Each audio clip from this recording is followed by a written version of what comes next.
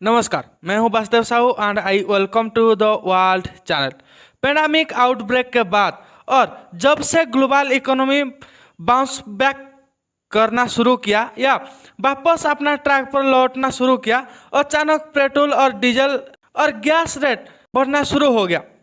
जो crude oil before pandemic 60 से लेकर 63 यूएस डॉलर पर बैरल में मिल रहा था, वो अभी 80 से लेकर 84 यूएस डॉलर पर बैरल मिल रहा है इन इंटरनेशनल मार्केट, जिसका असर न सिर्फ अंडर डेवलपमेंट कंट्री पर पड़ रहा है बल्कि यूएसए, चाइना और यूके जैसी डेवलप कंट्री पर भी पड़ रहा है। इंटरनेशनल मार्केट पे बढ़ती क्रूड ऑयल की प्राइस को काउंटर करने के लिए USA, India and China and UK ने मिलकर डिसाइड किया है अपना क्रूड ऑयल रिजर्व से कुछ हिस्सा मार्केट में रिलीज कर देंगे। क्रूड ऑयल रिजर्व इसलिए करके रखते हैं, कल को अगर उस कंट्री के साथ वार हो जाता है या दूसरी कंट्री के साथ वार हो जाता है, अगर उस कंट्री दूसरे कंट्री को सपोर्ट करता है, दूसरे कंट्री के साथ जब तक डील ना हो जाए तब तक कंट्री चलता रहे, उस वजह से कंट्री ऑयल रिजर्व करके रखते हैं। उस रिजर्व से कुछ हिस्सा इंटरनेशनल मार्केट पर रिलीज कर देंगे ताकि इंटरनेशनली जो क्रूड ऑयल शॉर्टेज है वो फुलफिल हो जाए और क्रूड ऑयल की दाम में गिरावट आए।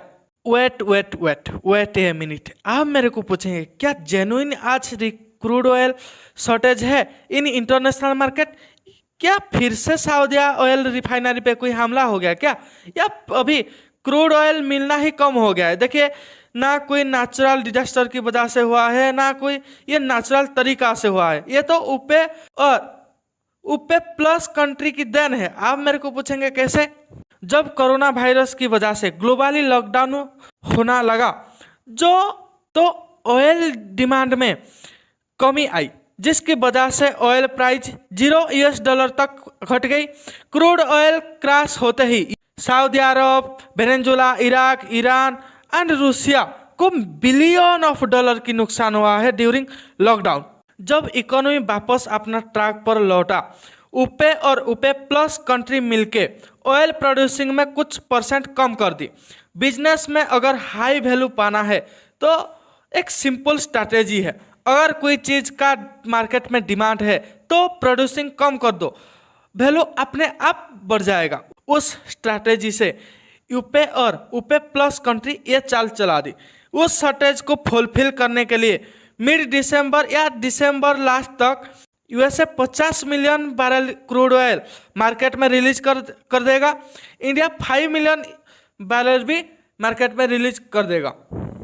आप मेरे को अभी ये सवाल पूछेंगे, ऑयल प्राइस पिछले 3-4 महीने से बढ़ा हुआ है, अचानक यूएसए एंड इंडिया क्यों चाहेंगे ऑयल प्राइस में गिरावट आए? देखिए, कई सारे एक्सपर्ट ये तर्क दे रहे हैं। रिसेंटली यूएसए में सिटीजन पोल हुआ था जिसमें मेजॉरिटी ऑफ पीपल का मानना है जो बाइडेन एक कमजोर प्रेसिडेंट है, उनके टाइम में महंगाई बढ़ा है और इंटरनेशनली यूएसए का इमेज भी कमजोर हुआ है, काफ़ी हद तक कमजोर हुआ है। जब जो बाइडेन अचानक अफगानिस्तान में पुल आउट कर दिया, अफगानिस्तान से पुल आउट कर दिया, उस टाइम से पता चल गया था जो बाइडेन एक कमजोर प्रेसिडेंट है, तालिबान के आगे झुक गए। सिंपली इंडिया में भी 2022 में इलेक्शन है, जिसकी वजह से इंडिया भी चाहेगा ऑयल प्राइस में गिरावट आए। आपके मन में और एक डाउट होगा, हम आज इंडियन चाइना को एक थ्रेट के हिसाब से देखते हैं और यूएसए भी, फिर भी यूएसए एंड इंडिया कैसे चाइना के साथ बॉन्ड बना लिए? देखिए, यहाँ आता है इकोनॉमिक बेनिफिट।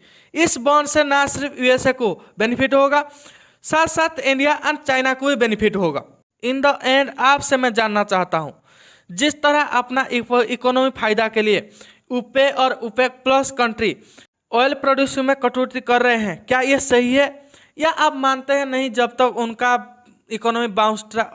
उनका इकोनॉमी ट्रैक पे ना आ जाए तब तक वो बैरिकेड लगा सकते हैं? कमेंट बॉक्स पे कमेंट करके बताइए। इस वीडियो में इतना ही।